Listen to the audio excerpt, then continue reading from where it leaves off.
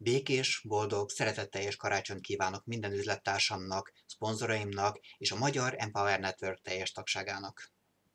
Mi vagyunk azok, akik változtatni tudunk a világon. Először magunkon, a magunk saját világán, majd sorra az egyes üzlettársaink világán, és végül hatással tudunk lenni egy egész iparág, az online marketing teljes világára is. Életeket tudunk jobbá tenni, reményt és lehetőséget tudunk adni az emberek számára. Módszereket és eszközöket tudunk adni az embereknek, amellyel ők is jobbá tudják tenni a világot. Hihetetlen erő van a kezünkben. Ezt az erőt használjuk fel arra, hogy közelebb hozzuk egymáshoz az embereket, boldogabbá és elégedettebbé tegyük őket. A karácsony nagyszerű alkalom, hogy visszavonuljunk egy kicsit a nyüzsgő üzleti élettől, és az emberi értékekre tudjunk fókuszálni.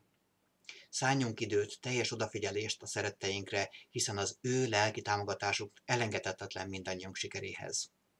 Kezdjük a következő évet újult erővel, hatalmas célokkal és nagy lendülettel. Boldog karácsonyt!